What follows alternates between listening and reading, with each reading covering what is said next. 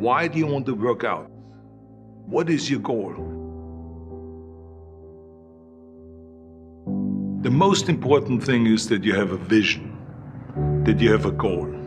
Because without that vision and without that goal, again, you're drifting around and you're never going to end up anywhere. People don't become successful just by accident. Maybe the guy that found gold in California and started the gold rush, but don't count on that. That's the one in a lifetime kind of a situation. So you got to really have a specific goal, and to me, to have that vision that I want to be Mr. Universe, that I want to be the greatest bodybuilder of all time.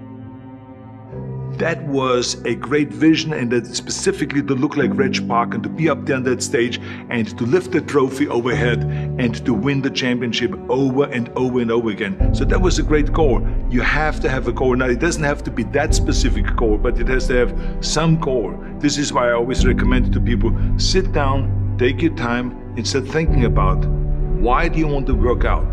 What is your goal? And that can be as crazy as it is. It could be, I want to impress girls. If that's your goal, so be it, but it motivates you. It could be that you're emulating a certain, bodybuilder or a certain football player, a certain boxer, whatever it is. Have those pictures put all over the wall like I did when I was a kid. I put pictures of Reg Park and of Sonny Liston, of boxers and of Ali and of powerlifters and weightlifters all over my bedroom, wall. So that every day when I go to sleep, every day when I wake up, I look at those pictures and they motivate me. You need that motivation, and then therefore you have this kind of imprint in front of you all the time, and you know exactly what you're chasing.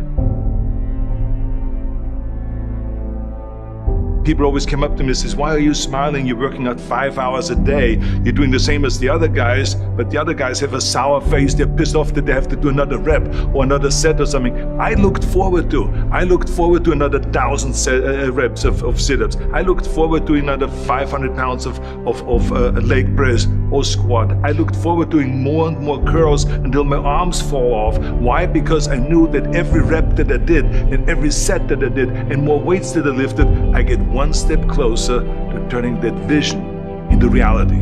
So I was turned on by that. I was excited. I couldn't wait to get to the gym.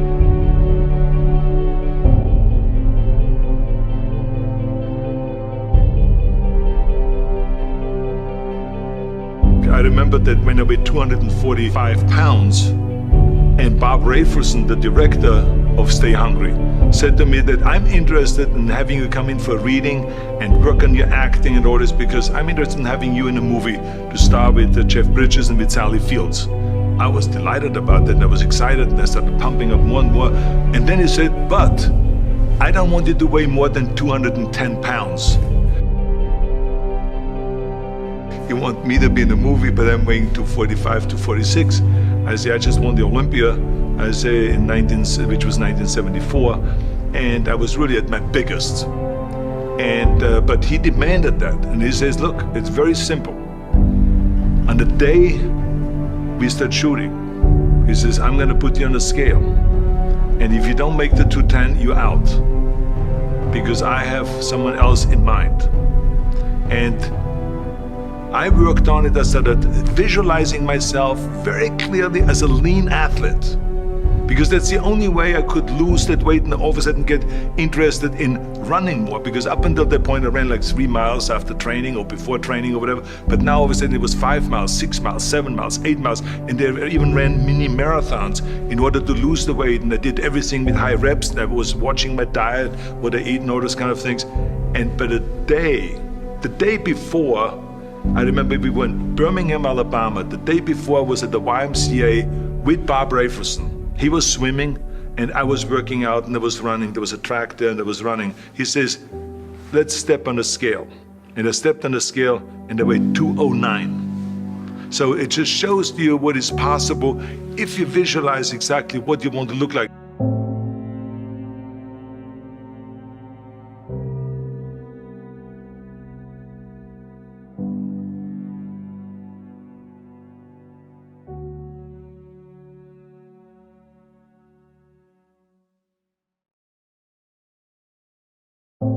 And there was no room for any kind of like, well, I can't get my act together or anything like this, because there's only a certain amount of time. But the key thing again is have the clear vision. Have the specific goal of what you want to accomplish, because then you never go to the gym and you say, the day I feel down a little bit, I don't know what it is all about, I don't know my life, I'm confused. No, I tell you that I was a perfect example of someone that was not confident at all.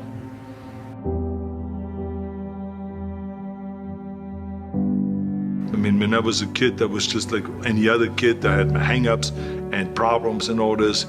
But when I joined the weightlifting club and I won my first little trophy because I did the best clean and jerk, and then we went to another meet and I won another little trophy, I started feeling like somebody.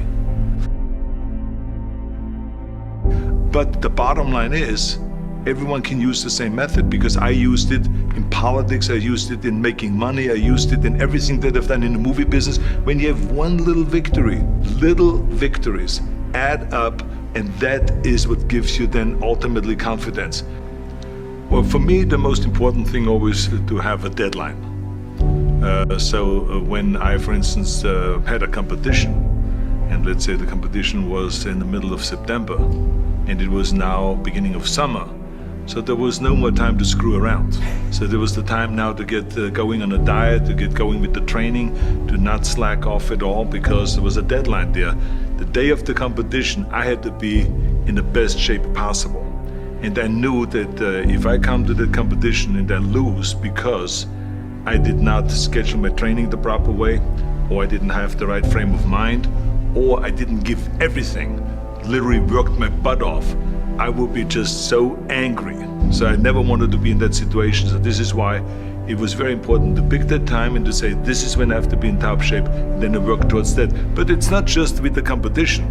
I mean, it's the same in the movie business. I mean, to me, it was always a big advantage when I said, okay, my movie starts on April 1, and I have now 3 months, so I have to get really in great shape. So you pick those times. It could also be that you have no movie and you have no Mr. Olympia or no Mr. America, no Mr. Universe coming up or any of those things. But you say to yourself, the summer starts in June. I'm gonna go to the beach in June, and at that time I want to be in great shape. So that creates an urgency that makes you really start training hard and taking it seriously. Because if you don't have a specific plan, then you wander around. I mean, you can have, as I've told you many times, the best ship or the best plane in the world, but if you don't have a specific goal where you want to go and when you want to get there, you just drift around and you never get anywhere. So this is why it is so important to create that urgency and have a specific time when you want to be in shape. Well, I mean, look, everyone has a problem with time, but the day is 24 hours and we sleep 6. Now, I know there's some out there that say, whoa, I need 8. Well, I say just sleep a little faster, because the bottom line is we have 6 hours of sleep, 24 hours are available, so you have 18 hours now available to your work, your family, your hobbies, and also to learn something new or to do something new, which could easily be that you want to learn a new language, or that you want to read as a New Year's resolution, I have to read a book every week, or you say, I'm gonna go and reshape my body. So you're gonna go and take this hour out of your schedule and say, I'm gonna train an hour every day. So this is, for most people, a huge challenge, but it is totally doable, I can tell them, because the kind of things that I did when I came to this country. I mean, I went to school, I was working in construction, I was working out my 5 hours a day, I was taking acting classes from 8 o'clock at night to 12 midnight. I was doing all of those things. I wanted to make sure that out of the 24 hours of the day, that I don't waste one single hour. Those hours were too precious. And so there I just want to tell people, don't give me this thing, I have a difficult time with the time and I don't have time for this and I don't have that. You have time, you make the time.